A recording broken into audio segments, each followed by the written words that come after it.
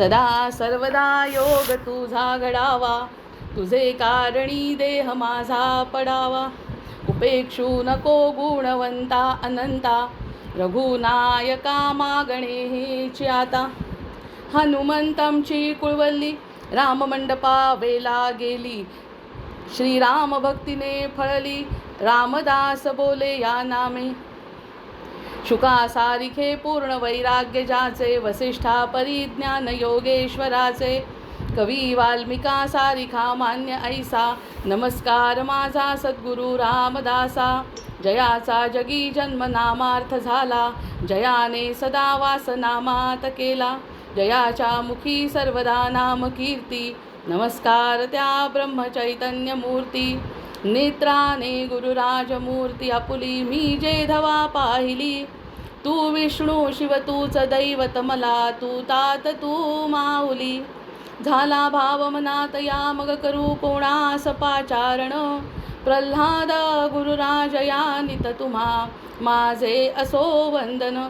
ऋषिकल्पम रामभक्तं गुरुयज्ञेश्वराभिधं, चतुर्वेदेश्वर प्राणं प्रणमामि पुनः पुनः. जय जय रघुवीर समर्थ. आदौ राम तपोवनादिगमनं, हत्वा मृगं काञ्चनं. वैदेही हरणं जटायुमरणं, सुग्रीव सम्भाषणं. वाली निर्दलनं समुद्रतरणं, लङ्कापुरी दाहनं. पश्चाद् रावण कुंभकर्ण हननम्, एतद्धि रामायणं. जय जय रघुवीर समर्थ. मध्ये जी एक मध्ये खंडित झालेली सेवा असल्यामुळे फक्त हनुमंतांच्या मुखाने सीतेची स्तुती या अर्थाने गाऊ आणि नंतर आपल्या या निरूपणाला प्रारंभ करू. श्री सीताराम चरणौ शरणं प्रपद्ये, वसिष्ठ संहितेमधलं हे अष्टक आहे. अंगदौवाच लंकायां हि प्रचंडोग्रे, यत्पादपाठात् रक्षितोऽसि तत्. श्री सीताष्टाक्षरस्तोत्रं वक्तुमर्हसि मारुते. हनुमानुवाच रामभक्त महाभाग सन्मते वालिनंदन. श्री सीताष्टाक्षरस्तोत्रं सर्वभीतिहरं शृणु. श्रीमद् रामप्रिया पुण्या श्रीमद् रामपरायणा, श्रीमद् रामाद्भिन्ना च श्री सीता शरणं मम.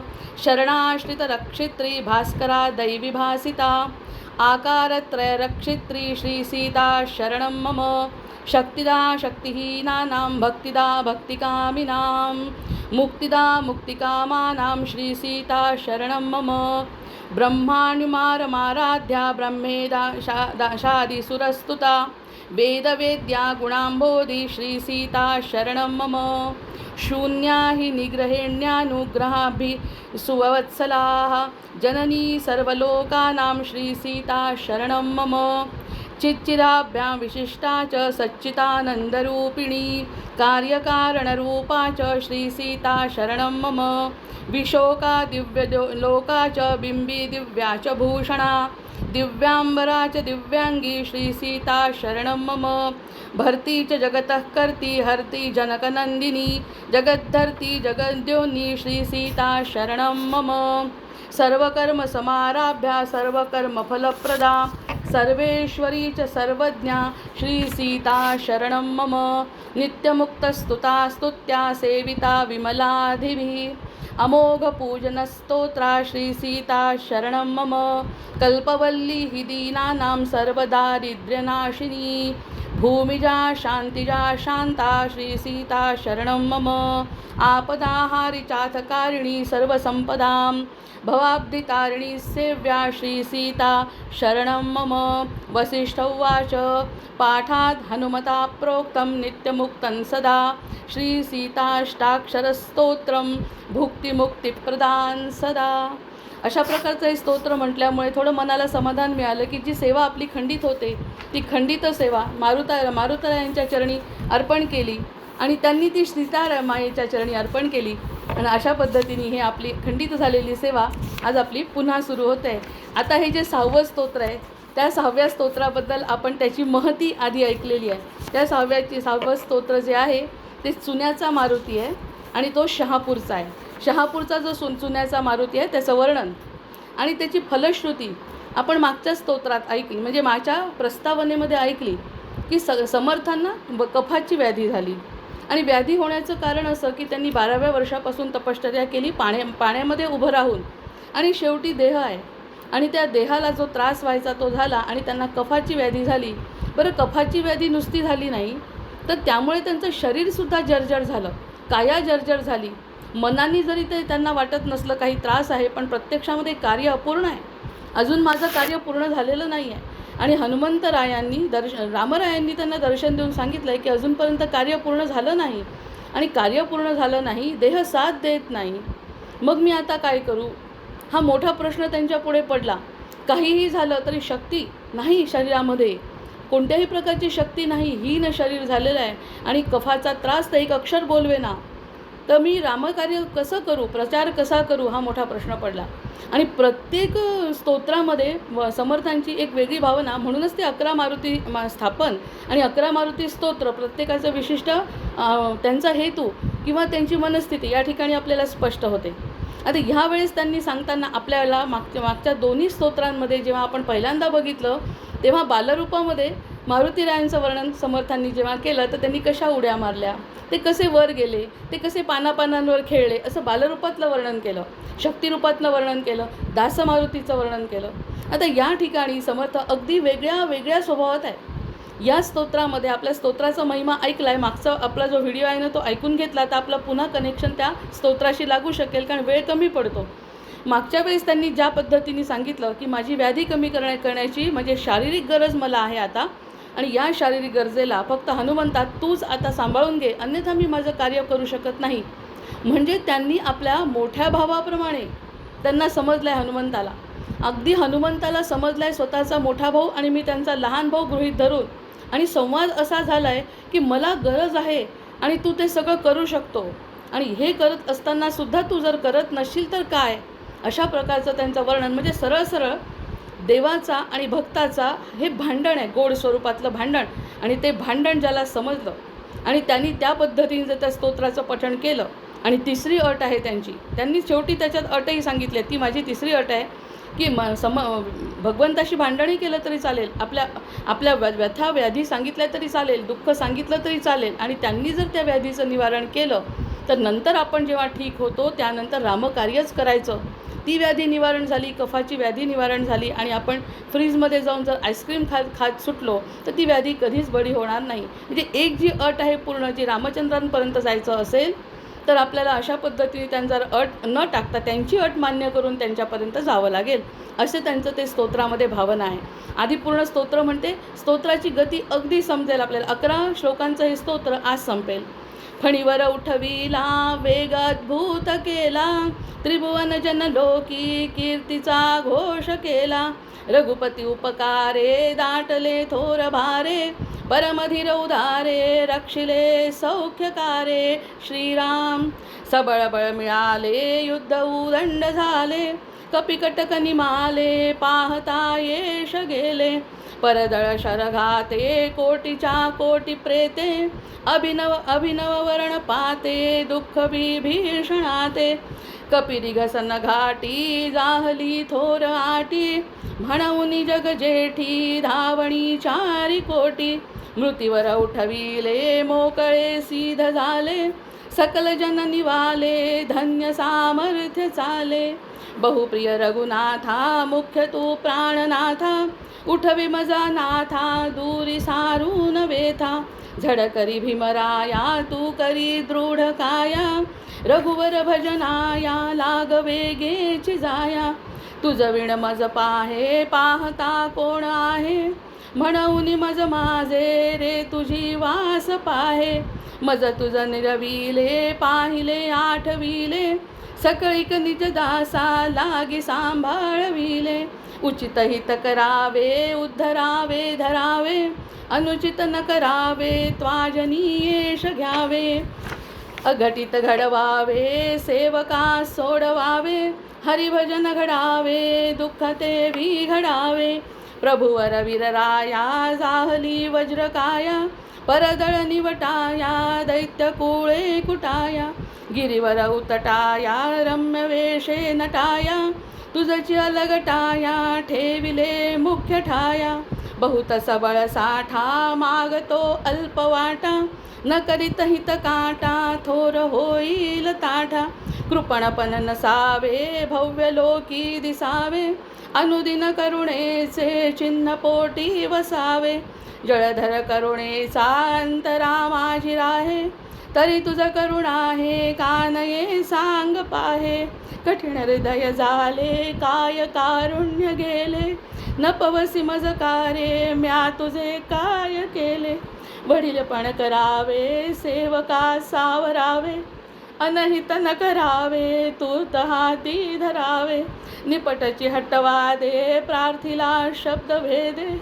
कपिघन करुणेचा ओळला राम वेगे. बहुतची करुणाया लोटली देवराया. सहजची कफकेते झाली वज्रकाया. परमसुख विळासे सर्वदा सानुदासे. पवन तनुज तोषे वंदिला सावकाशे. जय जय रघुवीर समर्थ. जय जय रघुवीर समर्थ. जय जय रघुवीर समर्थ. रामदासी संप्रदायामध्ये ज्या ज्या लोकांना अशा प्रकारच्या कफाचा किंवा कोणत्याही शारीरिक व्याधीचा त्रास होतो ते सगळेजण अगदी मनापासून ही प्रार्थना म्हणतात आणि त्यांना त्याची प्रचिती येते. याचं उदाहरण सज्जनगड आहे. असं हे भीमरूपी स्तोत्र 6वं चुन्याच्या मारुतीचं वर्णन आपण मागच्या वेळेस केलं. आता प्रत्यक्ष वर्णन करत असताना हे मालिनी वृत्तामध्ये आहे. मालिनी वृत्त वापरून समर्थांनी तर वृत्त वगैरे वापरून ही त्यांची ती धनसंपदा आहे. त्यांची ती शब्द सामर्थ्य आहे. आता त्यांचा आणि हृदयाचा संबंध दिसतो की नाही. म्हणता म्हणता त्या ठिकाणी समर्थांचा आणि हनुमंतांचा संबंध कसा दिसतो आणि इतकं गोड त्याचं वर्णन हळूहळू पुढे जातं. शब्द पुढे जातात. भक्त आणि भगवंत, सद्गुरू आणि सच्शिष्य हे नातं त्या ठिकाणी स्पष्ट होतं. मला तू बरं कर म्हणजे याचा अर्थ मला बरं केल्यानंतर माझ्यानंतर जे कोणी या स्तोत्राचा पाठ करतील त्यांनासुद्धा तू नित्य बरं कर. ही प्रार्थना संतांची नेहमीच असते. आधी मारुतीरायांच्या याचं वर्णन केलं, रसाळ पराक्रमाचं वर्णन केलं आधी 3 श्लोकांमध्ये. आणि मग वर्णन करत असताना जसे गदिमांनी वर्णन केलं आहे गीतरामायणामध्ये तशा प्रकारचं वर्णन या स्तोत्रामध्ये आहे. हे निश्चित लक्षात येईल. आता वेळ कसा मिळतो त्याप्रमाणे सांगते, पण शब्दाचा अर्थाकडे लक्ष द्या. समर्थ म्हणतात, बाबा मारुतीराया तू माझ्याकडे लक्ष का देत नाही, ही त्यांची मूळ व्यथा आहे. इतका जास्त त्रास आहे मला की त्याच्याकडे तू लक्ष का देत नाही. अंत तो गत्वा ते म्हणतात. ह्या विनवणी प्रार्थनेचा परिणाम शेवटी असा झाला, या परिणामाचा असा परिणाम झाला की हनुमंतरायांनी त्यांना प्रत्यक्ष दर्शन समर्थांना त्यांना द्यावं लागलं आणि त्यांना जे मागायचं होतं ते त्यांनी मुक्त हस्ताने दिलं. ह्या श्लोकाचा मतितार्थ आहे. त्याचा पूर्व भाग आपण मागच्या वेळेस बघितला. आता बघा, प्रत्येक शब्दाचा अर्थ बघितल्यावर अगदी लक्षात येईल बरं. फणीवर उठविला वेग अद्भुत केला. त्रिभुवन जनलोकी कीर्तीचा घोष केला. रघुपती उपकारे दाटले थोर भारे. परमधीर उदारे रक्षिले सौख्यकारे. आता शब्दाचा अर्थ पहा. आता फणीवर उठविला. फणी म्हणजे नाग, वर म्हणजे श्रेष्ठ. नागांमधला श्रेष्ठ म्हणून कोण आहे? नागामधला श्रेष्ठ कोण आहे तर आपला शेषनाग. आणि शेषनाग जो नागांमध्ये श्रेष्ठ आहे तो शेषनाग रामावतारामध्ये कोणाच्या रूपात आला? लक्ष्मणाच्या रूपात, रामांच्या सोबत आहे. विष्णू रूपात तो शेषनाग आहेच, पण त्याच्यासोबत फणीवर हा जो शेषनाग आहे तो रामांच्या अवतारामध्ये लक्ष्मण म्हणून उभा आहे. मग या रामावतारामध्ये शेषावतार जो लक्ष्मण आहे त्याला उठवलं ना तू. मारुतीरायांना म्हणजे मी जास्त सांगू शकत नाही, याच्यावर खूप बोलतो आपण, पण 12-11 याचं स्तोत्र आज संपवायचं आहे. तर हा जो लक्ष्मण उठवला त्याला जे मूर्छित झाला होता लक्ष्मण, त्या लक्ष्मणाला तू उठवला आहे हे माहिती आहे. लक्ष्मणाला लागला होता बाण आणि तो मूर्छित झाला होता. त्यांना उठवण्याचं कसब कोणामध्ये आहे? आधी त्याला खुश केलं हनुमंताला. हनुमंता तू फणीवर उठविला वेग अद्भुत केला. अशा वेगात गेला तू की एक क्षणही लागला नाही. ज्यांनी कोणी सांगितलं, जांबुवंतांनी सांगितलं, कोणी सांगितलं की ही बुटी पाहिजे, ती घेण्यासाठी तू लंकेतून उडाला, हिमालयात गेला. ह्या सगळ्या वर्णन आपल्याला माहिती आहे. इतका लागवेगे उडाला आहे तू, त्याला उठवला आहे. फणीवर उठविला वेग अद्भुत केला. आणि धरेवर कोसळलेला, आता जो खाली धरेवर कोसळला होता, रामांनासुद्धा भीती वाटली की आता आपल्या लक्ष्मणांचं काय होईल. आणि अशावेळी राम घाबरलेले असताना, रामांनी लक्ष्मणाला मांडीवर घेतलेलं असताना त्यांनी ठाम एक ठोक उभा राहिला आणि त्यांनी संजीवनी बुटी आणायला, आणि संधानी बुटीची आवश्यकता होती. संजीवनी बुटी, संधानी बुटी अशा औषधी तू हिमालयातून आणल्या. आणि अशा वेगाने आणल्या की लंकेतून गेला आणि थेट हिमालयामध्ये उडला. असा तुझा कीर्तीचा वेग आहे, असा तुझा उडण्याचा वेग आहे आणि तोच वेग कीर्तिमान करतो तुला. ही तुझी कीर्ती त्रिभुवनात पसरली आहे. या ठिकाणी त्यांनी त्याचं कौतुक केलं आहे. म्हणजे फणीवर उठविला यो वेग. फणीवर म्हणजे तुझ्या रामचंद्रांच्या अवतारामध्ये असलेला लक्ष्मण जो नागाचा अवतार आहे, शेषनागाचा अवतार आहे, त्यालासुद्धा तू उठवलं. म्हणजे किती मोठा रघुपतीवर केला हा उपकार. ते रघुपती उपकारे दाटले थोर भारे. रघुपतीवर सुद्धा उपकार केला. त्यांनीसुद्धा बंधनात आलेले होते ते, आणि ते बंधनात आल्यानंतर त्यांनीसुद्धा स्वतःला बांधून घेतलं. त्यांनासुद्धा तू उठवलं. बरं, नुसतं त्यांना नाही उठवलं तर 37 कोटी वानरांनासुद्धा उठवलं. अरे, ज्याला त्याला मारून टाकलं इंद्रजितानी. इंद्रजित खूप पराक्रमी आहे. इंद्रजितानी सगळ्यांना मारून टाकलं. फक्त जांबुवंत तिथे असा धुगधुगीच्या अवस्थेमध्ये शिल्लक होता रणांगणावर, आणि 67 कोटी वानर गेले. लक्ष्मण मूर्छित झाला. रामचंद्रांनासुद्धा बंधनात बांधलं. अशा वेळी कोण उभा होता? तू उभा होता. काय केलं तू? नुसता उभा नाही राहिला, उडून गेला. आणि उडून गेल्यानंतर तिथून तू संजीवनी बुटी, संधानी बुटी ह्या सगळ्या तू औषधी आणल्या, आणि ह्या औषधी त्यांना पाजल्या, आणि पाजल्यानंतर त्याला तो उठवला आहे. असा तो फणीवर उठविला. मग त्याला उठवलं. संबंध कसा लावला? त्याला उठवलं, मला नाही का उठवणार? हा संबंध आता सतत लक्षात ठेवतो आपण. त्याला उठवलं लक्ष्मणाला. 37 कोटी वानरांना उठवलं, रामांना उठवलं, आणि सीतामाईला आशीर्वचन उद्युक्त केलं. हे सगळं केल्यावर तू माझ्यासाठी नाही का करणार? मग सबळ बळ मिळाले, युद्ध उदंड झाले, कपिकटक निमाले, पाहता येश गेले, परदळ शरघाते, कोटीच्या कोटी प्रेते, अभिनवर्ण पाते, दुःख विभीषणाते. अत्यंत बलवान राक्षस वानरसेना मिळाली. संघर्ष झाला की नाही इंद्रजिताचा. इतके सगळे वानरसेना जरी भक्तीने प्रेरित होते तरीसुद्धा ते इंद्रजित चवताळून आला. अरे, इतक्या सगळ्यांना मारलं, खरदूषणाला मारलं, सगळ्यांना मारलं. इंद्रजित चवताळला. इंद्रजित चवताळल्यानंतर त्यांनी इतकी हानी केली, कुंभकर्णापर्यंत सगळे मारले गेले. आणि मग कपिकटक युद्धातली ही जी सेना मरून पडली, ही सगळी सेना मरून पडली. मग वानरांचं यश गेलं. आम्हाला जे वाटत होतं की वानर यशवंत होणार आहेत, कीर्तिवंत होणार आहे, रामचंद्रांचं युद्ध आहे, आणि वानर तर पडले धर्तीवर. यश गेलं रामचंद्रांचं काही काळाकरता. त्यावेळी जेव्हा इंद्रजित आला त्यावेळी यश गेलं. हा अर्थ आहे. सबळ मिळाले, युद्ध उदंड झाले, त्यांच्याकडून युद्ध झालं, आणि कपिकटक निमाले, पाहता यश गेले. हे कपिकटकांचं जे युद्ध झालं त्यामध्ये बरेच धारातीर्थी पडले, आणि आपल्या लक्ष्मणाला सुद्धा बाण लागला. इतकं भयंकर अवस्था असताना विभीषणाला पराकोटीचं दुःख झालं. आणि काय झालं? जांबुवन जे होते ब्रह्माचे पुत्र, जे ते असतं, ते म्हणाले, तिथे विभीषण फिरत होते युद्धभूमीवर फिरत असताना जेव्हा विभीषण जांबुवंतांच्या जवळ आले तर जांबुवंतांनी त्याला विचारलं, तो कपी आहे का? श्वास घेतोय का? तो कपी श्वास घेतोय का? म्हणजे आपला हनुमंत श्वास घेतोय का? तर विभीषण म्हणाले की अरे, इतके सैन्य गेलं आहे आणि तुम्ही त्या सैन्याबद्दल न म्हणता, लक्ष्मणाला बद्दल न बोलता, रामांना काय त्रास झाला त्याच्याबद्दल न बोलता, तुम्ही असं कसं म्हणता की तो आपला जो कपी आहे त्याला काय झालं? अरे, तो आहे, पण बाकीचं सैन्य मरून पडलं आहे.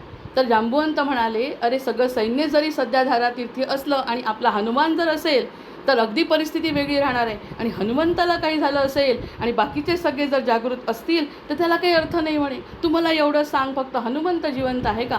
हनुमंताला काय झालं? मग त्यांनी सांगितलं, हनुमंताला काहीही झालं नाही. मग म्हणाला तो, मग त्यांनी सांगितलं, सांत्वन करतोय तो, मग घाबरू नका. अजूनपर्यंत परिस्थिती हाताबाहेर गेली नाही, हे वर्णन करतायत समर्थ हनुमंतांचं. अजूनपर्यंत परिस्थिती हाताबाहेर गेली नाही. ज्या अर्थी हनुमंत जिवंत आहेत ना, काळजी करण्याचं काही कारण नाही. इतकं तुमचं यश आहे, इतकी तुमची कीर्ती आहे, इतका तुमचा प्रताप आहे. आडवं झालेल्यांना नवसंजीवनी देऊन तुम्ही उठवता. हो, कौतुक करतायत, आपल्या आराध्याचं कौतुक करतात आहे. कपिरी सगन दाटी, जाहती थोराटी, म्हणून जगजेठी, धावणी 4 कोटी, मृत्यूवर उठविले, मोकळे सिद्ध केले झाले, सकल जन निवाले, धन्य सामर्थ्य झाले. आता हनुमंतांनी जेव्हा उड्डाण करायचं ठरवलं, जांबुवंतांनी ते जे विचारलं त्यांनी, तर हनुमंत कसे आहेत असा जो प्रश्न विचारला, म्हणून त्यांनी म्हटलं, इतकं प्रेम माझं हनुमंतावर का आहे? कारण तो एकटा सगळी बाजी पलटवू शकतो, हे मला माहिती आहे. कारण जांबुवंत जुने आहेत. जांबुवंत कधीपासून आहेत? किती युगांपासून जांबुवंत आहेत. ते सगळ्यांची कीर्ती बघतात आहेत. ह्या सगळ्या कीर्तीमध्ये कीर्तिवंत कोण आहे? तर हनुमंत आहे. हनुमंताला काही झालं नाही ना अजून, मग तुम्ही निश्चिंत राहा म्हणतो. आणि त्याच्यावर मग वानर सैन्य जिवंत असलं काय आणि नसलं काय, सध्या त्यांना सगळ्यांना जिवंत करू शकतो, त्यामुळे त्याची तुम्ही काळजी करू नका. आणि जे काही तरीसुद्धा वानर सेना जिवंत नाही असं जरी वाटलं तरी तुम्ही घाबरण्याचं काही कारण नाही. मग त्यांनी सगळी एवढी संजीवनी बुटी वगैरे आणण्यासाठी जे जातील ते सगळ्यांना जिवंत करतील, तुम्ही काळजी करू नका. हे कोणाचं कौतुक करतायत समर्थ? हनुमंताचं समर्थ करतायत. हिमालयाच्या कैलास पर्वतावर ऋष्यमुख नावाच्या दोन पर्वतांच्यामध्ये द्रोण नावाचा जो पर्वत आहे त्यामध्ये मृत संजीवनी, विशल्यकर्णी आणि संधानी आणि सुवर्णकर्णी अशा वनस्पती आहेत हे त्यांनी सांगितलं. मग त्यांनी जेव्हा सांगितलं त्या ठिकाणी हनुमंत गेले, उडून गेले, द्रोणागिरी पर्वतावर गेले. आणि जसं त्यांनी द्रोणागिरी पर्वतावर गेले आणि त्यांनी सांगितलं मला पटापट संजीवनी जी काही बुटी आहे ती मला द्या, संजीवनींना अभिमान झाला. आणि अभिमान झाला, त्या कोमेजून गेल्या, दिसेना. कुठे आहेत त्या संजीवनी? दिसेना. हा काय डॉक्टर थोडी आहे. हा म्हणाला या दिसत नाही, लपून. यांना आला क्रोध.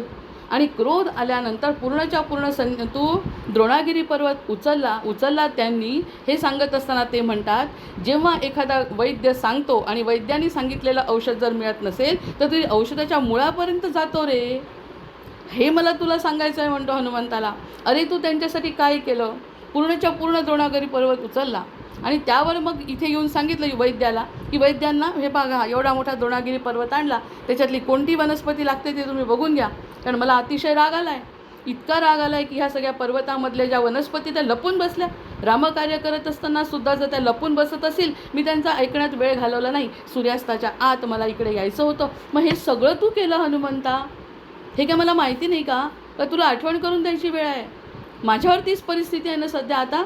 मग असं म्हटल्यावरती त्यांनी असं म्हणजे 4 प्रकारच्या वनस्पती कशासाठी असतात? मृत संजीवनी म्हणजे जे मृत झाल्यासारखे आहे त्यांना जागृत करणारे. विषकर्णी जी आहे ना ती दाह कमी करते म्हणे. वनस्पतीची नावं मुद्दाम सांगते आज. दाह कमी. संधानी काय करते? जखमा भरते. संधानी वनस्पती जखमा भरते. सुवर्णकर्णी काय करते? ते डाग असतात ना त्या जखमांचे ते सुद्धा दूर करते. कांती लखलखीत करते. अशा 4 प्रकारच्या वनस्पती त्या वैद्यांनी लिहून दिल्या. तुला समजल्या नाही तर तू वेळ नाही घालवला, 1 मिनिटाच्या आत जाऊन त्या वनस्पती आणल्या. मग ह्या सगळ्या वनस्पती कशा आणल्या? हे द्रोणागिरी पर्वत. मग त्या द्रोणागिरी पर्वताचं चिन्ह ठेवायचं समोर आपल्या समोर आणि हे स्तोत्र म्हणायचं की आपली कोणतीही व्याधी दूर होते, असा विश्वास आपल्याला वाटला पाहिजे. मग अशा तिने तू आणले, पीडित राहिले, या सगळ्यांना धन्य केलं आणि सगळ्यांना उठवलं. मग हे सांगण्याचं कारण काय? 3 गडव्यामध्ये मला माहिती आहे तू काय काय केलं. याचं कौतुक केलं आहे हनुमंतांचं. आधी कौतुक केलं, मग कौतुक केलं. हे सगळं वर्णन थोडक्यात सांगितलं आज, कारण आपल्याला एका भागात संपवायचं आहे म्हणून. आता बहुप्रिय रघुनाथा मुख्य तू प्राणनाथा, बहुप्रिय रघुनाथा मुख्य तू प्राणनाथा, उठवी मजा नाथा दूरी सारू निव्यथा. आता मी सांगतो, प्रेमाचं भांडण आहे त्याचं. उधडकरी भीमराया तू करी दृढ काया, रघुबीर भजनाया लाग वेगेची जाया. आता स्वतःची व्यथा आहे माझी. आता मी सांगतो, तू असं असं केलं, याहून खूप केलं. सुंदरकांड तर तुझ्याच नावाने आहे पूर्ण. जे सुंदरकांड आहे आपल्या रामायणातलं ते पूर्ण तुझं कर्तृत्व आहे. मी काय गात बसू? गायला हरकत नाही, पण मला माझी व्यथा तुला सांगायची. आज मला जास्त लांबण लावायचं नाही. 11 श्लोकात मला तुला आटोक्यात घ्यायचं आहे आणि तुला सांगायचं आहे, बाबा रे स्वतःची माझी व्यथा.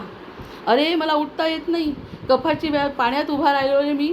माझ्या रामचंद्रांचंच भजन करत होतो मी, काय असं तसं काम केलं नाही. प्रारब्ध आहे मला माहिती आहे, पण असं सर्वांचं आता हा जो सगळ्यांना प्राण वाचवणारा तू, माझी जी कफाची व्यथा वाचली, अरे हे तुझ्याशिवाय कोण बरं दूर करेल आता?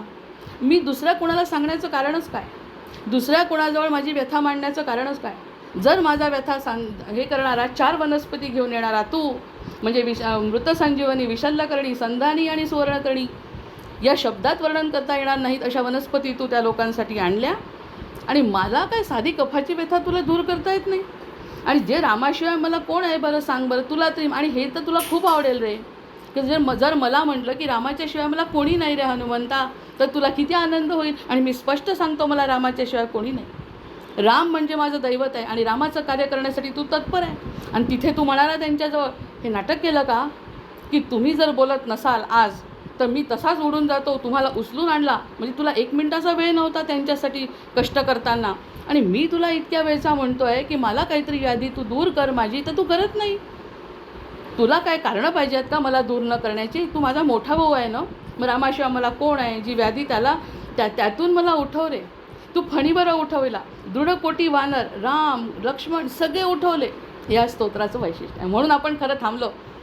हे सगळं थांबण्याचं कारणच ते होतं की हे वर्णन त्याचं आपल्या व्याधीशी संबंधित आहे. अरे मला किती त्रास होतो आहे, लक्ष्मणाला मूर्छा आली, लक्ष्मणाला उठवलं, या सगळ्यांना तर माझी व्यथा तू हरण कर. हे याचं झडकरी भीमराया तू करी दृढ काया, रघुवीर भजनाया लाग वेगेची जाया. 1 मिनिटाची सुद्धा वेळ घालवू नको, कारण मी खूप थकलो आहे आता मला सहन होत नाही. माझ्या शरीराचा जो दाह आहे, माझ्या शरीरामध्ये जे अशक्तपणा आला आहे, जे मला उठता येत नाही, मला रामचंद्रांची पूजा करता येत नाही, मला कोणासाठी भजन करता येत नाही, कीर्तन करता येत नाही, कोणाच्या समोर जाता येत नाही. आणि हे सगळं माझा हा जो देह आहे तो आडवा झालेला आहे. जसा लक्ष्मण आडवा झाला, जसे सगळे वानर आडवे झाले, तसा मी आडवा झालो. हे लक्षात ठेवा. आता रामरायांचं भजन भक्ती करण्यासाठी मला बळ पाहिजे की नाही? आणि अजून माझी मरणाची वेळ आली नाही हे मला माहिती आहे. जर मरणाची वेळ आली असती तर मी तुझ्यासमोर प्रार्थना केली नसती. मला रामचंद्रांनी अजून कार्य करायला सांगितलं आहे. त्यामुळे मला तुझ्याजवळच बोलायचं आहे. हा 3ऱ्या 4थ्या याच्यातला संवाद आहे. रामरायांची आज्ञा होती, तुला आठवतं का? रामरायांची आज्ञा होती, तू लहानपणी बघा आपण जेव्हा एकत्र असायचो, लहानपणचं त्याला सांगतात आहे ते की तुला माहिती आहे ना की रामचंद्राचे मला स्वतः कानामध्ये मंत्र दिला, स्वतःचा मंत्र रामचंद्रांनी दिला. आणि ते जेव्हा अंतर्धान पावले, आता हे गोड कथानक आपण आपल्या मनाने कल्पना करतो आहे. आणि जेव्हा रामचंद्र अंतर्धान पावले तेव्हा त्यांनी काय सांगितलं? प्रत्येक वेळी मी नाही येणार आहे रामदासा तुझ्याजवळ. माझा हा जो शिष्य आहे, हा जो दास आहे, हा तुझ्या कामासाठी ठेवला आहे. म्हणजे माझा पर्सनल असिस्टंट आहे तो. तू माझा पर्सनल असिस्टंट म्हणून रामांनी तुला तिथे ठेवलेलं आहे. हे विसरला? हे तू विसरला का? आणि मला प्रत्येक कार्य, आणि एक अंडरलाईन केली की मला प्रत्येक क्षण माझ्या जीवनातला धर्मासाठी जगायचं आहे. रामाव्यतिरिक्त मला काही जीवन व्यतीत करायचं नाही. हे तुला माहिती आहे. माझ्या अंतरात तू आहे आणि तुझ्या अंतरात मी आहे. त्यामुळे आणखी काय वेगळं सांगू मी? तरी तू धावत नाही. कधी असं होतं ना, कधी असं होतं की आपली खूप मोठी प्रार्थना असते पण लवकर ऐकल्या जात नाही, आपलं दुःख लवकर संपत नाही. त्यावेळी अशा प्रकारचे संवाद अर्थातच भक्ताचे आपल्या आराध्याशी होतात. तुला लहानपणचं आठवतं? तूही होता साक्षीदार. रामांनी म्हटलं होतं, बाबा मी तुला आशीर्वाद देतो आणि तुला हा रामनामाचा मंत्र देतो, तू जगाचं कार्य कर आणि तुझ्यासाठी कोणतीही अडचण आली तर माझा हनुमंत तुझ्या पाठीशी राहील. हे तुझ्यासमोरच दिलेलं वचन विसरला का रे? किती जबरदस्त श्लोक आहे हा. आणि त्यांची अवस्था आपण कल्पना करू शकतो. मग आता हे बा 3 याच्यामध्ये त्याचं कौतुक केलं. 3 याच्यात फणीवर उठविला, नंतर 3 याच्यात 4थ्या याच्यामध्ये म्हटलं की रामचंद्रांचं वचन तुला आठवून दिलं. आता ते म्हणतात आहे, तुझं विण मज पाहे पाहता कोण आहे, तुझं विण मज पाहे पाहता कोण आहे, म्हणून मज माझे रे तुझी वास पाहे, मज तुझं निरविले पाहिजे आणविले, सकळीक निजदास आला की सांभाळाविले. समर्थ संप्रदायामध्ये हा जो असा गोड संबंध. आता समर्थ संप्रदाय का म्हणतो? कारण मारुतीचं स्तोत्र चालू आहे. जो भक्त असतो तो भक्त जो आपल्या आराध्याशी काय बोलतो, कशी चर्चा करतो, या सगळ्या चर्चेचं वर्णन असताना ते म्हणतात आहे की रामायणी अनुग्रह दिला, मला मांडीवर बसवून अनुग्रह दिला आहे रे, ह्याचा तू साक्षीदार आहे. आणि तेव्हा रामांनी मला नुसता श्रीराम जयराम जय जयरामचा अर्थ नाही सांगितला, म्हणजे फक्त तेवढा कानमंत्र नाही दिला. ह्या याच्यामध्ये म्हणतात, म्हणवनी मज लागे तुझं विण मज लागे पाहता कोण आहे, म्हणवनी मज माझे रे तुझी वास पाहे. हां, तर त्यांनी काय सांगितलं? नुसता श्रीराम जयराम जय जयरामचा मंत्र नाही, तर त्यांनी अहम ब्रह्मास्मीचा कानमंत्र मला दिला. अहम ब्रह्मास्मी म्हणजे मीच ब्रह्म आहे, याचा मोठा अनुभव मला रामांनी दिला. आणि जेव्हा रामांनी तो मंत्र मला दिला तेव्हा तू सगळ्याचा साक्षीदार आहे. आणि तेव्हा मला मूर्छा आली. मूर्छा नाही, 1 मिनिट हां. अष्टसात्विक भाव जे असतात ते अष्टसात्विक भावामधले 7 भाव जागृत झाले माझे. रामदास म्हणतात 7 भाव जागृत झाले. अष्टसात्विकमधला 8वा नाही झाला, तो आत्ता झाला म्हणतात. 8वा म्हणजे मूर्छा येणे हा आत्ता झाला. हा याचा अर्थ आहे की अष्टसात्विक भाव जागृत होणे म्हणजे भगवंताची अनुभूती येणे. ती अनुभूती मला तेव्हा आली. आणि अहम ब्रह्मस्मीचा जसा त्यांनी मला मंत्र दिला तर माझ्यामधले अष्टसात्विक भाव जागृत झाले. आणि अष्टसात्विक भावामधली जी मूर्छा आहे ती येऊ दिली नाही तू. जेव्हा रामचंद्रांनी सांगितलं हा मूर्छा नाही, मी आहे ना त्याला सांभाळायला, मूर्छा नाही येऊ देणार. किती पटकन पकडलाय पाहिजे या ठिकाणी. त्याला मूर्छा येऊ देणार नाही, त्याचे 7ही भाव जागृत राहतील. तो आयुष्य त्याचं धर्मकार्यासाठी आहे, आयुष्य त्याचं रामकार्यासाठी आहे. हे तुला माहिती नाही? हे तुला सगळं जाणतो ना तू? मग हे सगळं झालं, मला मूर्छा तेव्हा आली नाही. पण आता माझी अवस्था अशी आहे, आपण त्याचा संबंध असा लावू की आता बाकी माझी अशी अवस्था आहे की मला कोणत्याही क्षणी मूर्छा, आणि मला असं वाटतं आहे की कोणत्या क्षणी मूर्छा येऊन मी पडेल, माझा देह जातो की काय, अशी अवस्था माझी झाली आहे. याची कल्पना तुला नाही का? मग 7 भाव जागृत झाल्या वेळी जेव्हा तू होता, म्हणजे जर आपण एखादा भक्त भगवंताशी एकरूप झाला आणि होत असताना भगवंत संबंध असताना त्याचाच दास त्या गोष्टीचा साक्षीदार आहे आणि तो तू आहे. बरं, नुसता तू आहे का तो? नाही, हे सगळं पराक्रम करणारा, आडव्यांना उभा करणारा असा तू आहे. तो काही साधा नाही घेई की त्याच्याजवळ बल आहे. मग त्या बलाने जर तू तुष्ट आहे तर असा तू बलवंत, म्हणून मला रामांनी रामदास नाव दिलं. हे नारायणाचं नाव बदलून रामदास झालं. मग इथून त्यांनी सांगितलं, इथून पुढे हनुमंत तुझे रक्षण करील. हे तुला माहिती आहे, मला आठवण द्यावं लागतं का तुला आता? मला कारण खूप त्रास वाढला आहे. त्यांचा जो त्रास आहे व्याधीचा, तो सहनशक्तीच्या बाहेर झाला आहे. म्हणून शरणागताला सांभाळण्याचं काम तुला दिलं आहे आणि ही शरणागती आता मी पत्करतो आहे. तसंही मी तुझ्याशी शरणच आहे. तुझं कौतुक, तुझं जीवन आणि माझं जीवन काही वेगळं नाही. पण तरीसुद्धा अरे, तुला समजायला पाहिजे की तुझा भक्त आता आडवा झाला रे, आणि आडवा झाला असताना तू दुर्लक्ष करतो. हे दुर्लक्ष करणं मला सहन होत नाही. मला तर विश्वास वाटतो आहे की तू कुठेतरी मुद्दाम माझी परीक्षा घेतो आहे. राग येत नाही, पण माझी परीक्षा घेतो आहे की काय, इतपत मला आता शंका यायला लागली आहे. इतक्या गोष्टींचा साक्षीदार माझ्या जीवनात असलेला तू, तुझ्याशिवाय मी नाही, माझ्याशिवाय तू नाही, तुझ्याशिवाय राम नाही, रामाशिवाय तू नाही, एवढा आपला सखोल संबंध असताना सुद्धा तू माझं ऐकत नाही. याचा अर्थ असा आहे की जर एखादा रामभक्त असा असेल की त्या हनुमंताला अशा प्रकारचं साकडं घातलं तर रामचंद्र धावून येतील, कारण तो उभा आहे. हे कलियुगाचं वर्णन आपण नेहमीच ऐकतो की रामांनी त्यांना सांगितलं आहे, तू बाबा रे हात जोडून फक्त उभा राहायचं आहे, भक्ताचे काम करायचं आहे, बाकीचे कामं करायला तुला आता कलियुगात ठेवलेलं नाही. मग तसं ते आठवण करून देतात त्याला. म्हणून मग तुला आता हे दुर्लक्ष करतो आहे की काय, अशी मला भीती वाटायला लागली. किती जवळचा संबंध आहे. म्हणजे 3 कडव्यानंतर, 4थ्या कडव्यानंतर, 5व्या कडव्यानंतर समर्थ आता आपल्यापर्यंत आले, स्वतःपर्यंत, आणि म्हणतात की उजित हित करावे, उद्धरावे, धरावे, अनुचित न करावे, त्वाजनी येश घ्यावे, अघटित घडवावे, सेवका सोडवावे, हरिभजन घडावे, दुःख ते घडावे. आता तू माझं रक्षण कर. आता सरळ सरळ आता हे 6वं जरी कडवं एक आपण म्हटलं तरी चालणार आहे. नुसतं 6वं कडवं, बाकीचं तर आपल्याला वेळ नाही आहे. समजा एखाद्या भक्ताला वेळ नाही तर त्यांनी 6वं जरी कडवं म्हटलं तरी त्याला फायदा होऊ शकतो. इतकं त्या 6व्या कडवामध्ये त्यांचं मन त्या ठिकाणी गुंतलेलं आहे. ते म्हणतात तू माझं रक्षण कर. का करायचं त्याचं कारण त्यांनी मागे दिलं आहे की तू बलवंत आहे, तू यशवंत आहे, तू कीर्तिवंत आहे, तू सगळ्या प्रकारच्या बुटी समजल्या नाही तरी आणून टाकल्या, आडव्याला उभं केलं आहे, आणि मुख्य म्हणजे तू माझा मोठा भावासारखा सगळ्या गोष्टीचा साक्षीदार आहे. तू दुर्लक्ष करतो आहे असं मला वाटायला लागलं आहे. इतका सगळा संवाद झाल्यावर तो म्हणतो तू माझं रक्षण कर. आता तू माझं रक्षण कर आणि जगामध्ये तुझी यशोगाथा पुन्हा गायली जाईल. आम्हा भक्तांचं रक्षण कर, उद्धार कर. कारण तू जर मला उठवलं, आता या क्षणी जर मला तू उठवलं आणि उठवल्यानंतर मी काय करणार आहे? तू जर मला या व्याधीतून उठवलं आणि उठवल्यानंतर मी करणार काय आहे? मी रामाचं भजन करणार आहे. काय देव मस्तकी धरावा, अवघा हलकल्लोळ करावा. मी तेच करणार आहे, दुसरं काही करणार नाही आहे. ह्याची गॅरंटी मी स्वतः तर देतोच आहे, तुम्हालाही आहे. मग तुम्हाला सगळ्यांना माहिती आहे हा माणूस दुसरं काही करणार नाही, हा भक्त दुसरा काही करणार नाही. तर माझी उपेक्षा म्हणजे अनहित करू तो नको. हे तुझ्या दृष्टीने खरं म्हणजे अनहित आहे. जर तू माझं इतका आपला संबंध असतो का भगवंताशी कोणाचा? म्हणजे भक्त असा समर्थ भक्त म्हणवत असताना असा संबंध असावा असं यांना अपेक्षित आहे. मग यांनी म्हटलं अनहित होईल. जर तू माझं भलं केलं नाही तर हे अनहित ठरेल. म्हणजे मी जर म्हटलं देवाला की माझी जर मदत तू केली नाही तर हा तुझं यश जाईल.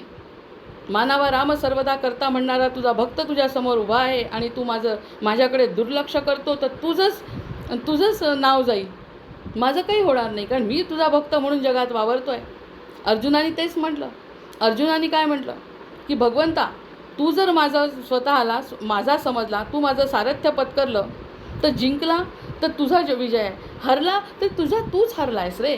कारण माझं जे सारथ्य आहे तू पत्करला आहे. मग जसं अर्जुनाला निश्चिंती आली शेवटी 18व्या अध्यायात, त्याला सुरुवातीला आली नाही पण शेवटी जी निश्चिंती कशामुळे आली की त्याला माहिती आहे माझं जर सारथ्य आणि माझं जीवन जर भगवंताच्या हातात आहे तर हारलो तर भगवंताची हार आहे आणि जिंकलो तर भगवंतच जिंकणार आहे. या दोन्ही गोष्टी जर तुझ्या हातात आहे तर मला काळजी करण्याचं कारण काय? आणि जर माझं असं झालं, या कंडिशनमध्ये जर माझं काही झालं, बरं वाईट झालं, तर अनहित केलं असं मी म्हणेन. तुझी यशगाथा होणार नाही असं नाही, पण तू अनहित केलं, हित करता नाही म्हणवल्या जाणार, तू माझं अनहित केलं. आता असं म्हटल्यावरती हा कितवा आहे? या सगळ्या हरिभजन दुःख विघडावे. प्रभुवर वीर राया जाहली वज्रकाया परदळ निवटाया दैत्यकुळे कुटाया गिरीवर उतटाया रम्य वेशे नटाया तुझची अलगटाया ठेविले मुख्य ठाया. आता ह्या सगळ्या चांगल्या गोष्टींसाठी, ज्या काही भक्तांसाठी चांगल्या गोष्टी आपल्याला पूर्ण करायच्या आहेत, ते करण्यासाठी तुला ठेवलं आहे हनुमंता रामचंद्रांनी. मग दैत्यकुळे कुटाया, दैत्यकुळाचं मार्दन करायसाठी तू स्वतः आहे आणि मीही तेच करणार आहे. दोघांचंही कार्य एकच आहे. तू मोठा आहे, मी लहान आहे. ठीक आहे, तू मोठा, मी लहान, पण लहान जरी असला तरी अंश तुझाच आहे ना. मी पण दैत्यकुळांचा ठार करणार आहे, वाईटांसाठी मी कर्दनकाळ ठरणार आहे. असा मी असताना सुद्धा तू जर मदत करणार नाही तर हे कसं चालेल बरं? नंतर आता बहुत सबळ साठा मागतो अल्प वाटा. किती गोड आहे ही ओळ. बहुत सबळ साठा, मी कुणाला मागतोय? ज्याच्याजवळ बहुत साठा आहे, शक्तीचा साठा आहे. बुद्धीचा बद्दल सध्या बोलत नाही आहे, कारण बुद्धीचा संबंध सध्या देहाशी नाही आहे, सध्या ते देहाच्या व्याधीनीत असत आहे. त्यामुळे ह्या श्लोकामध्ये ते म्हणतात, तुझ्या जो बुद्धिमताम वरिष्ठम हा भाग त्यांनी काढलाच नाही. की त्यांनी फणीवरा उठविला म्हटलं, रामांना उठवलं म्हटलं आणि वानरांना उठवलं म्हटलं, म्हणजे सध्या व्याधीच्या रूपात बघतायत ना भगवंत त्यांच्याकडे, समर्थ त्याच्याकडे. त्याच्यामुळे ते म्हणतात बहुत सबळ साठा मागतो अल्पवाटा. अरे कुणाजवळ जेवढी देहशक्ती नाही तेवढी तू बलदंड बाहूचा आहे, तूच तर मारुती राया. कशासाठी मी सूर्यनमस्कार घातले, कशासाठी मी तुझी पूजा केली, का केली? कारण तू बलवान आहे. मग त्याच्याजवळ इतका साठा असताना तुझ्याजवळ इतका साठा आहे, मला थोडंसंही देत नाही. तुझ्याजवळ खूप पैसे, एखाद्याजवळ खूप म्हणजे लक्ष्मीपती आहे, आणि एखादा गरीब जर म्हणत असेल मला थोडंसं द्या, माझं भलं होईल, तसं माझं भलं होणार आहे रे. थोडा वेळ, काही दिवस, जेवढे काही दिवस काया आहे तेवढी काया माझी नीट ठेव रे, आणि त्या कायेतूनच माझं कार्य. तुझ्याजवळ तर इतकं आहे. असं कोण कोणाशी बोलतं? हे फक्त भाऊ किंवा सत्शिष्य आणि परमेश्वर आणि सद्गुरू असेच बोलू शकतील. ते म्हणतात बहुत सबळ साठा मागतो अल्पवाटा. अतिशय थोडा वाटा मी तुला मागतोय, न करीत हित काटा थोर होईल ताठा. आणि समर्थ एवढे आजारी असताना सुद्धा ते म्हणतात मी जास्त मागत नाही. मी जर जास्त, म्हणजे इथे आपल्याला ती शिकवण घेण्यासारखी आहे. ते म्हणतात मी तुला जास्त मागत नाही. जास्त मागितलं तर काय होईल? तू दिलं, तुझ्या दृष्टीने दिलं, म्हणजे स्थूल आणि सूक्ष्म दोन्ही जर मी होऊ शकलो तर मला ताठा होईल रे.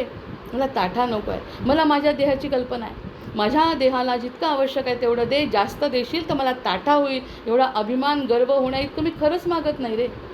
तुझ्याजवळ इतकं आहे तर थोडंसं दे. आडवा झालेला उभा कर, बस. जो आडवा झाला आहे उभा कर. आणि जास्त द्यायची मला अपेक्षा नाही, कारण तिथे सुद्धा नम्रता समर्थ म्हणतात आहे की जर तू जास्त दिलं तर मी अभिमानाने ग्रस्त होईल. तू दिलं हे विसरून जाईन आणि मी माझ्या शक्तीचा अभिमान करीन. तसं सुद्धा मला करायचं नाही आहे हनुमंता. बहुत सबळ साठा मागतो अल्पवाटा, न करीत हित काटा थोर होईल ताठा. हे तर फक्त सद्गुरू सांगू शकतात हा श्लोक समजावून, अन्यथा हा श्लोक समजणे नाही. मोठ्या जो बुद्धिमताम वरिष्ठम असा जो समोर उभा असलेला हनुमंत बलवान आहे, त्या बलवंत हनुमंताला थोडासा वाटा मागतात आहे. कृपणपण नसावे भव्य लोकी दिसावे, अनुदिन करुणेचे चिन्ह पोटी वसावे. आता अनुदिन करुणेचे चिन्ह पोटी वसावे. अरे आईच्या रूपाने, आई जशी माया करते तशी तुझ्या माया, पोटातली माया बाहेर काढ. नको बाकीच्या माझ्या चुकांकडे दुर्लक्ष कर. माझ्या काही चुका झाल्या असतील, देहप्रारब्धाचा भोग असेल, माझं कार्य राहिलं आहे रे अजून. त्यामुळे मला असं वाटतं आहे की मला अजून जगण्याची इच्छा आहे आणि माझं कार्य करायची इच्छा आहे. देहप्रारब्धाप्रमाणे माझे भोग आहेत, त्याकडे सगळ्यांकडे दुर्लक्ष क्षमा कर म्हणतात मला.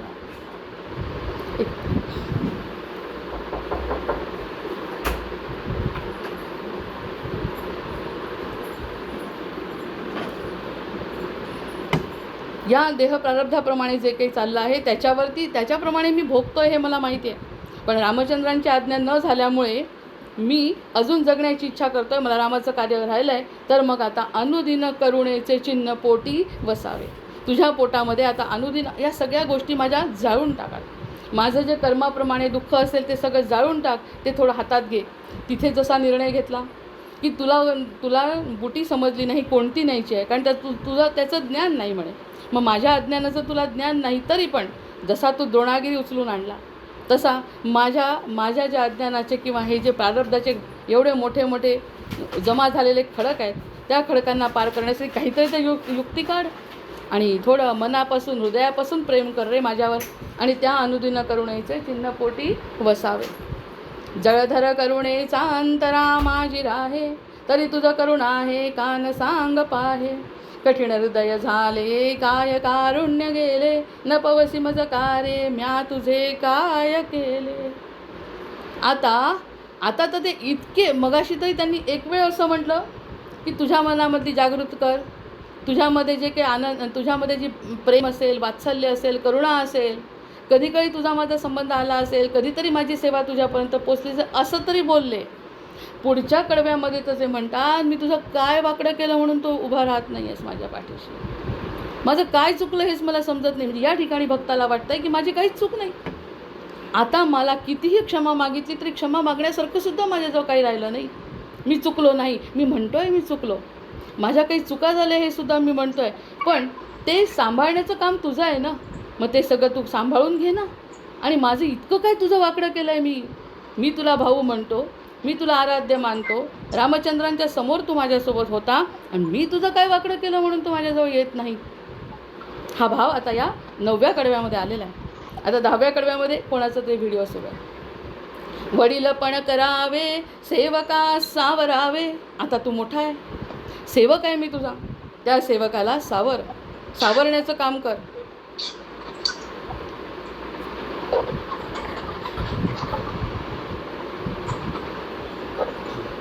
वडीलपण करावे सेवका सावरावे, अनहित न करावे तूर्त हाती धरावे.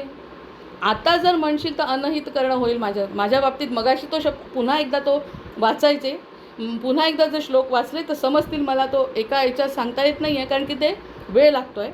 मग त्यांनी म्हटलं ते अनहित हा शब्द मी वापरत नाही. जर मी वापरला असता तर चुकतो, कारण की तो अनहित म्हणजे तुझी यशकीर्ती वाईट व्हावी असा माझा अर्थ नाही. हे माझं प्रारब्ध आहे, मी मानतो. पण आता चक्क म्हणतो अनहित करू नको माझं, कारण मला रामचंद्रांचं कार्य करायचं आहे. तूर्त हाती धरावे निपटची हट्टवादे, प्रार्थिला शब्द भेदे. आता तर माझा हट्ट आहे. आता खूप झालं. आतापर्यंत मी तुझी प्रार्थना केली, तुझं कौतुक केलं, तुझं कौतुक करत असताना मी क्षमा मागितली, क्षमा मागितल्यानंतर तुझं यश कीर्ती प्रताप तुझ्याबद्दल बोललो, मी वाईट काम करणार नाही हे सांगितलं. हे सांगूनसुद्धा इतकं दुर्लक्ष, तुझ्यामधल्या मायेचा करुणेचा पाझर फोड असं म्हटलं तरी ऐकत नाही म्हणजे काय. मग हट्टवादे, आता ते मी हट्टच करतो तुझ्याजवळ. मी जर उठलो नाही तर आता मी अटच टाकली. भयंकर आहे. म्हणजे ते खरंच इतके त्रस्त झालेले आहेत आता, की आता हनुमंताला साकडं असं घातलं आहे की हनुमंताला पावल्याशिवाय पर्यायच नाही. पावल्याशिवाय पर्याय नाही. ते म्हणतात आहे अनहित न करावे तूर्त हाती धरावे, निपटची हटवादे, प्रार्थिला शब्द भेदे, कपिघन कळवणेचा बोळला राम वेधे. आता त्यांनी म्हटलं 2 ओळी सोबत घ्यावं लागणार आहेत पुन्हा. कसं? निपटची हटवादे, प्रार्थिला शब्द भेदे, कपिघन करुणेचा बोळला राम वेधे. आणि कपिघन, आता बघा पावसाचे दिवस आहे, आपण कल्पना करू शकतो. आता पावसाचे दिवस आहे, आकाशामध्ये मेघ दाटलेले आहेत, आणि त्या मेघ दाटलेले कोणत्याही क्षणी पाऊस पडतो. काळेकुट्ट आकाशामध्ये ढग जमा झालेत, मोर नाचतायत, हरणं सगळे बघतायत, आणि कोणत्याही क्षणी पाऊस पडेल अशी आपण आतुरतेने सगळेजण खरंच वाट बघतोय. ही जी वेळ आहे तशीच समर्थांची झाली. हा जो कपिघन आहे, हा जो कपी म्हणजे मारुती म्हणजे हनुमंत, म्हणजेच आपले मारुती रूपामध्ये हनुमंत रूपामध्ये असलेले हनुमंत जे आहे ते भरून आलाय करुणेचा ओघ आता त्यांच्या अंगामध्ये. जसा काळाकुट्ट मेघ भरून येतो आकाशामध्ये, तसं त्यांचं हृदय भरून आलं आता ऐकवत नाही समर्थांची प्रार्थना. समर्थांना म्हटलं मला पटलं, आता तू 1 मिनटं तर देशील. त्यांनी निपटची हटवादे प्रार्थिला शब्द वेदे कपिघन करुणेचा ओळला राम वेदे. आणि रामवेदे रामाचं नाव घेऊन बरसला. जय जय रघुवीर समर्थ, जय जय रघुवीर समर्थ, जय जय रघुवीर समर्थ. समर्थांची प्रार्थना हनुमंतरायांपर्यंत पोचली आणि हनुमंतांनी रामांचा आज्ञा घेतली आणि कपिघन करुणेचा वळला राम वेगे. आणि बहुतची करुणा या लोटली रामराया. आता रामाच्या करुणेसोबत आणि हनुमंताच्या करुणेसोबत तो मेघ बरसला. मोहनबुवा इतके सुंदर सांगतात. अजय बुवा, मोहनबुवा, जमलं तर 11वं स्तोत्र त्यांच्या तोंडून ऐकावं. इतकं सुंदर सांगतात. बहुतची करुणा या लोटली देवराया, सहजची कफके ते जाहली वज्रकाया. जय जय रघुवीर समर्थ. हा जो कफानी वात आणला होता त्यांना, ती कफाची काया त्यांची वज्राची झाली. कारण रामचंद्र आणि हनुमंत दोघंही जसा करुणेचा मेघ आकाशातून बरसतो तशी त्यांची करुणा बरसली. त्यांच्या हातातून शक्ती आणि जे काही त्यांना करायचा होता चमत्कार तो केला आणि समर्थ उभे झाले. जय जय रघुवीर समर्थ. श्रीराम जय राम जय जय राम, श्रीराम जय राम जय जय राम, श्रीराम जय राम जय जय राम. हातामध्ये माळ घेतली आणि ताबडतोब श्रीराम जय राम जय जय रामचा गजर मोठ्याने केला. कारण की मारुतीराया परमसुख मिळाले. शेवटची ओळ. परमसुख विळासे सर्वदा सानुदासे. मला एकट्याला नको, मला एकट्याला नको हे सुख, हे सगळ्यांना वाटायचं आहे. आता हा जो करुणेचा मेघ आहे तो सगळीकडे बरसला आहे. फक्त माझ्यावर नाही. हा जो चमत्कार आहे तो फक्त माझ्याकरता नाही. जो कोणी भक्त त्याच्या पायाशी पडेल त्या सगळ्यांना हा करुणेचा मेघ बरसणार आहे. परमसुख विळासे सर्वदा सानुदासे, पवन तनुज तोषे वंदिला सावकाशे. जय जय रघुवीर समर्थ. या वंदिला सावकाशेमध्ये सुद्धा त्यांनी काय म्हटलं आहे? श्रीराम जय राम जय जय राम सावकाश वर्णन केलं त्यांनी. आपल्याला आनंद होतो ते ऐकून, पण त्यांनी सावकाशपणे. कोणताही चमत्कार घडला असं नाही, पण हा चमत्कार फक्त भक्त आणि शिष्यामध्ये झालेला आहे. त्यांनी सांगितलं. आता ह्या सगळ्या वेगवेगळ्या दृष्टीने जर विचार केला, आता आपण या स्तोत्राचा पुन्हा एकदा वाचून जर विचार केला तर नक्कीच त्या स्तोत्रांमधल्या प्रत्येक शब्दाचा अर्थ उलगडतो. आणि शेवटी असा हट्ट केला आहे समर्थांनी की तुझा जो पर्याय नाही, मी चुकलेलो नाही, मी क्षमा मागून झाली, माझ्याकडून सगळं करून झालेलं आहे आणि माझं ध्येय पूर्ण निश्चित आहे आणि तरीसुद्धा तू ऐकत नाही म्हणजे काय. असं म्हटल्याबरोबर हनुमंतांना राहवलं नाही. आणि हनुमंतांना न राहवल्यामुळे हनुमंत जसा आता खरं म्हणजे उजेड आला, प्रत्यक्षामध्ये चांगला बरसला होता, पण इकडे आला होता काळा ढग, पण तो नाही आला इकडे, पण प्रकाश आला ज्ञानाचा, असं म्हणूया.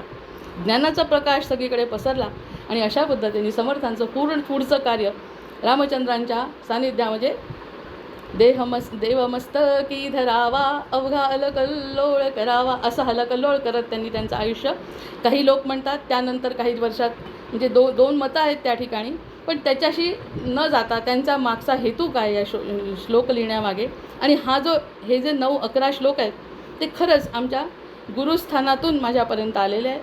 आणि ऐकतानासुद्धा त्या रामदासी परंपरेतल्या लोकांनी ते सांगितले आणि ते सांगत असताना अगदी मन हृदय भरून गेलं. आणि त्याचाच प्रसार व्हावा, फक्त आनंदाचा प्रसार व्हावा, प्रत्येकाला निरोगी काया मिळावी, उरलेलं आयुष्य अगदी रामचंद्रांच्या किंवा आपल्या आराध्याच्या संगतीत, म्हणजेच आपलं गंतव्यस्थानापर्यंत आपलं जावं, अशी समर्थचरणी प्रार्थना करते. आणि आजचा हे स्तोत्र निरूपण या ठिकाणी थांबते. जय जय रघुवीर समर्थ. भर्जनं भवबीजानां अर्जनं सुखसंपदां, तर्जनं यमदूतानां राम रामेति गर्जनम्, आवाहनं न जानामि तवार्चन, पूजाञ्चैव न जानामि, क्षम्यतां परमेश्वर, क्षम्यतां परमेश्वर, क्षम्यतां परमेश्वर. जय जय रघुवीर